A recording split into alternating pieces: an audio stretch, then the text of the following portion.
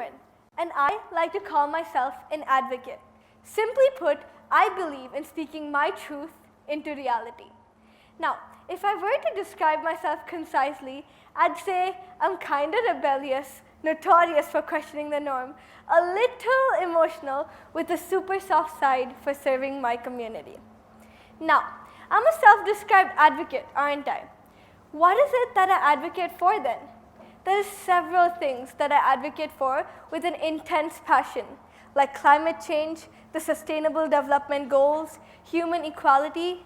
But what I'm going to speak about now is something I'm sure will resonate with a lot of you in the audience: modern beauty standards. For those of you that don't yet know what I'm talking about, have you ever found yourself scrolling through social media, flipping through a magazine, or looking up at a television screen thinking, wow, I wish I looked like that. I wish I was just a little bit skinnier, a little more taller, a little more muscular. I wish my face was more symmetrical, my skin more clear, my nose smaller. Stop! Stop drowning yourself in these insecurities. For the standards set up by the modern beauty industry and social media are simply unattainable. The first question that arises in my mind is that why do we let them do this? Why do we look at massive corporations target our most vulnerable population? Teenagers, an age at which we're juggling so many things, from planning our careers to schoolwork to constantly thinking about how people around us perceive us. Everything on social media is altered, and this is altering the way we think. It gets in the way of us recognizing the difference between what's natural and not, stopping us from seeing how beautifully unique and perfectly imperfect each human truly is. Let me tell you all a story. I'm taking you back to an August day. This was back in 2020, mind you, back when the initial excitement of the pandemic had faded and the normality was just settling in. I was laying on my bed watching YouTube, as one does, when I came across a video of a 9-year-old with cancer crying tears of joy and excitement on receiving a mere wig. This struck hard with me. How did someone in so much pain, someone going through so much, find this much happiness in just a wig? It stayed on my mind for quite a while, and I had to do my part in fighting this evil we call cancer. What's the next best thing that came to my mind, you guys might wonder? Well, remember how I told you I was passionate about tackling modern beauty standards and kind of emotional? Well, I shaved my head.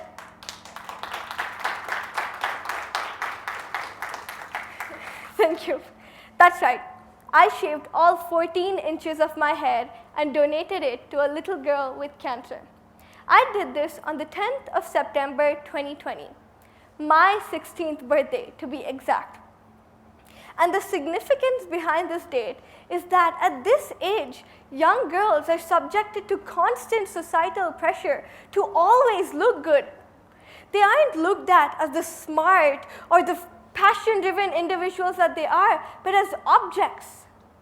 Objects whose sole role in society is to constantly look optically best. And to challenge this very patriarchal view, my decision to shave my head that day was indeed a small one, but nonetheless a powerful symbolism, a breakthrough, to prove to the world that I was just as beautiful, if not more, even with no hair on my head, because the way I define beauty is through selfless action, unattainable if viewed materially. The same drive to bring change, the same mindset that can't bear to witness the miscarriage of justice, and the same passion for serving my community is what brings me to my next story. What's the first thing that comes to your mind when I say homeless kids? Kids that grew up in the slum, kids from the street. A lot of you possibly associate it with negative things, such as lack of hygiene, misbehavior, absence of basic social etiquette. And I don't blame you. I am simply here to tell you a story that will change your mind. The world we grew up in is a world that teaches us to make assumptions about people the second we see them, based on nothing but vague physical attributes and stereotypes. But what good does this do us? Are we encouraged? Are we uplifted? Are we edified? No. This has no positive or productive outcome whatsoever. You and I, as humans, we didn't choose the lives we were born into. None of us know what life will throw at us. We didn't choose to be born into privilege, or if we'd be assigned male or female at birth. We didn't choose our ethnicity or nationality. Let me illustrate this through the words of Dr. Caroline. When two waves collide, they fall flat. But when they uplift each other, the crest raises, enhancing cultures and communities. This zero-sum mindset of pulling other humans down based on nothing but vague physical attributes is illogical and frankly demeaning. And to do my part in erasing this, I decided to launch my very own passion project. Here's the kids.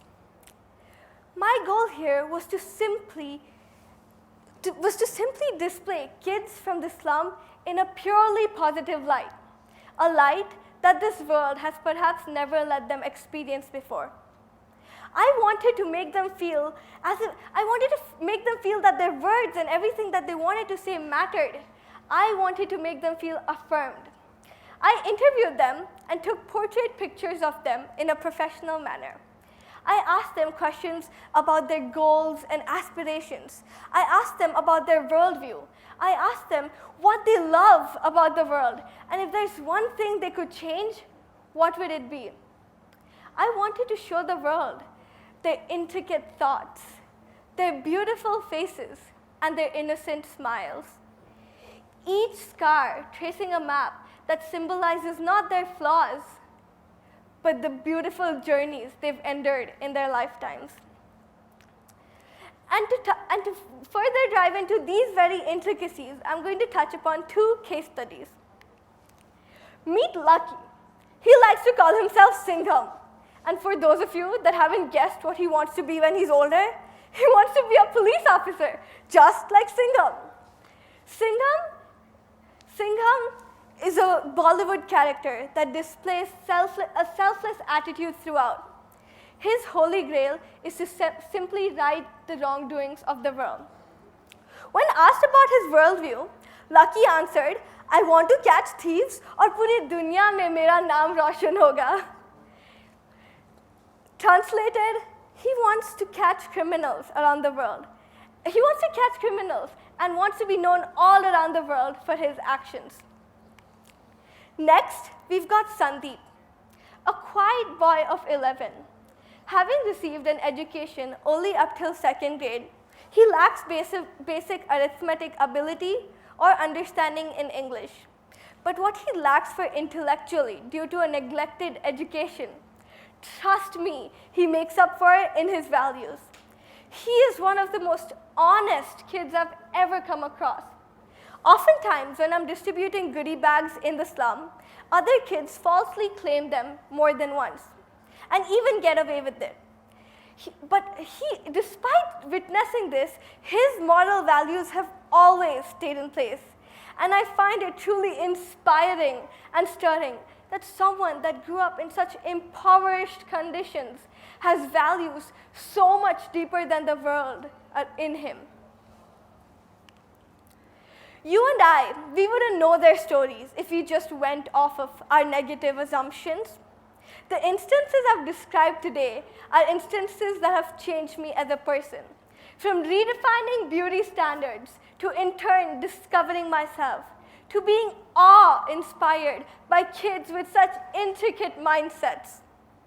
The world is full of quirks that may or may not appeal to us, but I believe it is these very quirks that make the world so bold, so unique, so beautiful, so imperfectly perfect. Thank you. That was